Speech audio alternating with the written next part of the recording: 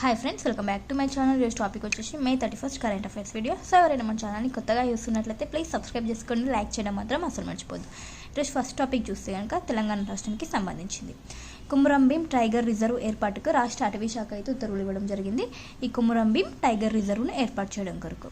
So ఇది వచ్చేసి Asifabad Kumuram Bheem tiger reserve వచ్చేసి దీని పరిధి ఎక్కడ అంటే ఆసిఫాబాద్ కాగజ్ నగర్లలో ఈ కుమురంభీం టైగర్ రిజర్వ్ అనేది ఏర్పాటు చేయాలని రాష్ట్ర అటవీ శాఖ అయితే ఆదేశాలు ఇవ్వడం జరిగిందనమాట. సో ఎంత హెక్టార్ దీని యొక్క ఎంత అంటే 1,49,288 హెక్టార్లో ఈ కన్జర్వేషన్ రిజర్వ్ అనేది ఏర్పాటు చేస్తారంట. దేని కొరకు అంటే పెద్ద పులుల యొక్క సంరక్షణ కొరకు ఈ రిజర్వ్ కన్జర్వేషన్ రిజర్వ్ సంరక్షణ ప్రాంతాన్ని అయితే ఏర్పాటు చేయడం జరుగుతుందన్నమాట.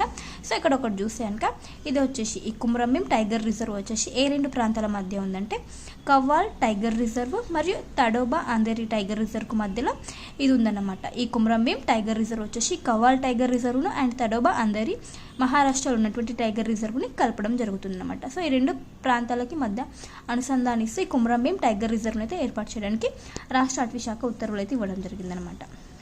దేన్ని కలుపుతుందంటే కవ్వాల్ టైగర్ రిజర్వ్ను తడోబా అంధేరి టైగర్ రిజర్వ్ని అయితే కలపడం జరుగుతుంది ఈ Kumuram Bheem tiger reserve. Next current affair. భారతదేశంలో సౌరశక్తిని ఆధారంగా చేసుకొని మొత్తం విద్యుత్ డిమాండ్ను తీర్చినటువంటి మొట్టమొదటి జిల్లా డయ్యూ డమాన్లోని డయ్యూ.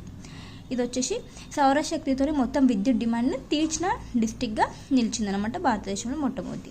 సో ఇక్కడ వచ్చేసి ఒక స్కీమ్ వస్తుంది అనమాట. అదేంటంటే ప్రధానమంత్రి సూర్యఘర్ ముఫ్త్ బిజ్లీ యోజనలో భాగంగా సౌరశక్తి ఆధారంగా విద్యుత్ డిమాండ్ అంటే సౌరశక్తిని యూజ్ చేసుకొని మొత్తం విద్యుత్ డిమాండ్ తీర్చుకున్నటువంటి మొట్టమొదటి జిల్లాగా డయ్యూ నిలిచిందనమాట. సో ఇక్కడ ఈ స్కీమ్ చూస్తే కనుక 2024 ఫెబ్రవరి 13 అయితే ఈ స్కీమ్ అనేది స్టార్ట్ అవ్వడం జరిగింది, ప్రారంభించారు. సో ఇది వచ్చేసి భారతదేశంలోని 1 కోటి ఇళ్లకు సోలార్ రూఫ్ టాప్లను ఏర్పాటు చేయడం సోలార్ రూఫ్ టాప్లను అయితే ఏర్పాటు చేయడం జరుగుతుందన్నమాట. దీని యొక్క లక్ష్యం 1 కోటి ఇళ్లకు సోలార్ రూఫ్ టాప్ అనేది ఏర్పాటు చేయడం జరుగుతుందన్నమాట.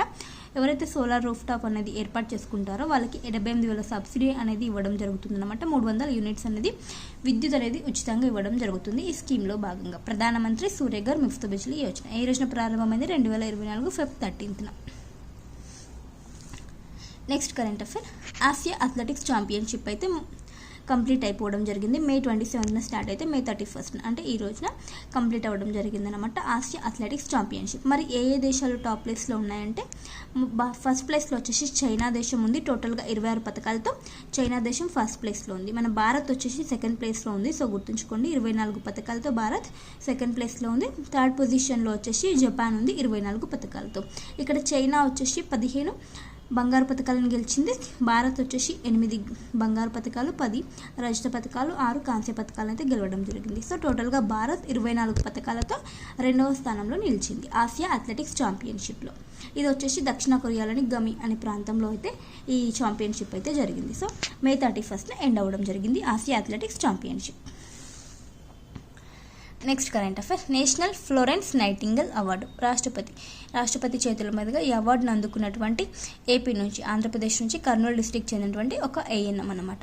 సో ఈ నేషనల్ ఫ్లోరెన్స్ నైటింగేల్ అనే అవార్డు అయితే వైద్య రంగంలో కృషి చేసినటువంటి వారికి ఈ అవార్డు అయితే ఇవ్వడం జరుగుతుంది. సో ఇక్కడ ఆంధ్రప్రదేశ్ నుంచి కర్నూలు డిస్టిక్లోని ఒక ఏఎన్ఎం వలివేటి శుభావతి ఈ అవార్డుకి అయితే ఎంపిక అవ్వడం జరిగిందనమాట. రాష్ట్రపతి చేతుల మీదుగా ఈ అవార్డును అందుకున్నారు, national Florence nightingale award. So దేశవ్యాప్తంగా 15 మందికి అయితే ఈ అవార్డు ఇవ్వడం జరిగింది. Next current affair. Thrips national spelling be అనే ఒక కాంపిటీషన్ 2025 ఎవరు నిర్వహిస్తారు? ఏ దేశం అంటే అమెరికా దేశం వచ్చేసి ఈ స్క్రిప్స్ నేషనల్ స్పెల్లింగ్ బీ అనే ఒక కాంపిటీషన్ని నిర్వహించడం జరిగింది ఈ ఇయర్కి 2025 గాను. సో ఏ సంస్థ అంటే స్క్రిప్స్ అనే సంస్థ నిర్వహిస్తుంది.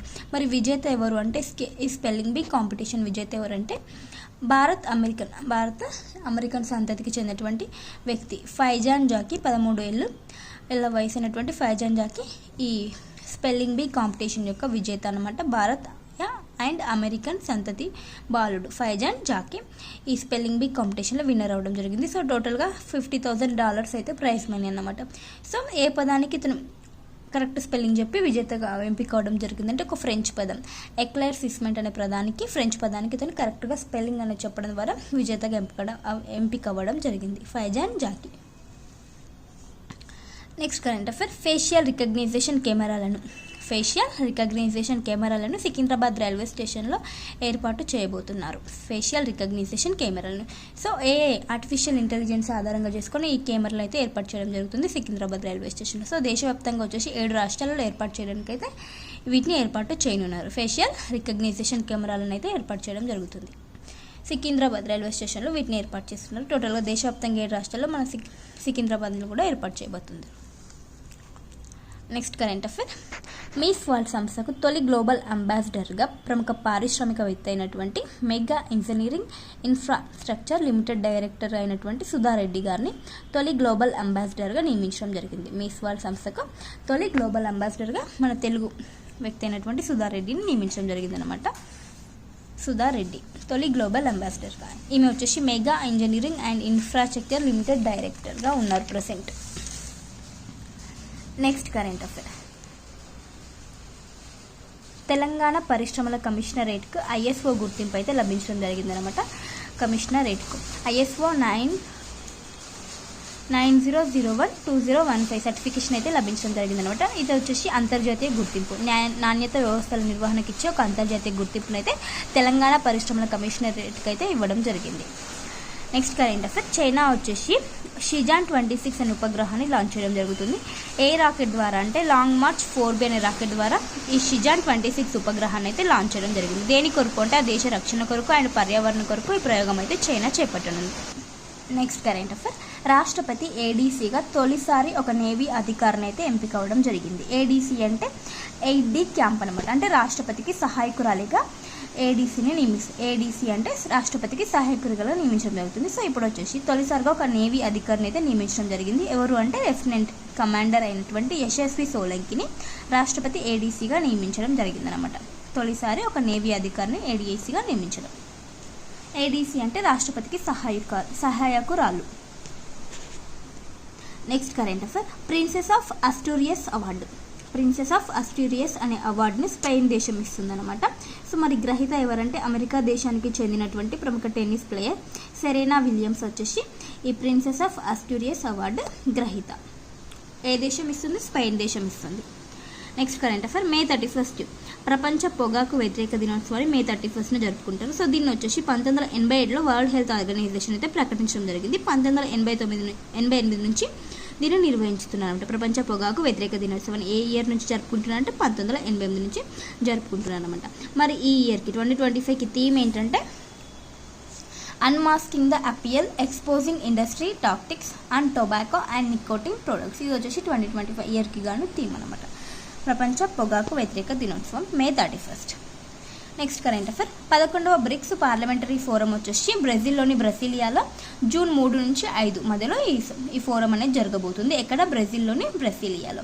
సో దీనికి వచ్చేసి మన భారత్ నుండి లోక్సభ స్పీకర్ అయినటువంటి ఓం బిర్లా గారు ప్రాతినిధ్యం, మన భారత్ నుండి ఎవరు ప్రాతినిధ్యం వహిస్తున్నారంటే ఓం బిర్లా గారు దీనికి అటెండ్ అవ్వడం జరుగుతుంది. మరి థీమ్ చూసాక the role of BRICS parliaments in building more inclusive and sustainable global governance వచ్చేసి దీని యొక్క థీమ్ అనమాట. 11వ బ్రిక్స్ పార్లమెంటరీ ఫోరం ఎక్కడ జరుగుతుంది? బ్రెజిల్లోని బ్రసీలియాలో జరుగుతుంది. సో గుర్తుంచుకోండి. నెక్స్ట్ వచ్చేసి భారత సైన్యం మేఘదూత్ మిలీనియం అనే ఒక పోస్టల్ సాఫ్ట్వేర్ని అయితే ప్రారంభించడం జరిగింది. మేఘదూత్ మిలీనియం అనే ఒక పోస్టల్ సాఫ్ట్వేర్ ప్రారంభించడం జరిగింది. సో ఎవరు? భారత సైన్యం ప్రారంభించింది అనమాట. ఇది వచ్చేసి రక్షణ దళాల సిబ్బందికి రియల్ టైమ్ అండ్ పోస్టల్ సేవలు రియల్ టైమ్ ఇన్ఫర్మేషన్ ఇస్తుంది అండ్ పోస్టల్ సేవల్ని అందించడం జరుగుతుంది ఈ సాఫ్ట్వేర్ ద్వారా. Meghdoot millennium. Next current affair. Battery summit 2025లో బ్యాటరీ ఆధార్ని ఇనిషియేటివ్ను ప్రకటించడం జరిగింది. ఎవరు అంటే Tata Elxsi, Tata Motors, Tata AutoComp systems and IIT Kharagpur వచ్చేసి బ్యాటరీ ఆధార్ ఇనిషియేటివ్ను ప్రకటించడం జరిగిందనమాట. సో ఈ ఇనిషియేటివ్లో బ్యాటరీలు ఏవైతే ఉంటాయో వాటికి ఒక ప్రత్యేక డిజిటల్ ఐడిని అయితే ఇవ్వడం జరుగుతుంది. సో వాటిని రీసైకిల్ చేయడానికి, రీయూజ్ చేయడానికి వాటిని పర్పస్లో ఈ బ్యాటరీలకైతే ఒక ప్రత్యేక డిజిటల్ ఐడి అనేది ఇవ్వడం జరిగింది. సో ఇనిషియేటివ్ను ప్రకటించింది ఎవరు? Tata Elxsi, Tata Motor, Tata AutoComp systems and IIT Kharagpur దీన్ని ప్రకటించడం జరిగింది. Next current affair. దేశవ్యాప్తంగా స్వచ్ఛ సర్వేక్షణ్ గ్రామీణ సర్వే 2025 ఇయర్కి సంబంధించి ఈ సర్వే అనేది స్టార్ట్ అవ్వడం జరిగింది. సో ఎవరు ప్రారంభించారంటే కేంద్ర జలశక్తి మంత్రి గారు దీన్ని ప్రారంభించడం జరిగింది. స్వచ్ఛ సర్వేక్షణ్ గ్రామీణ స్వచ్ఛ సర్వేక్షణ్ గ్రామీణ్ 2025 ఇది ఒక సర్వే అన్నమాట.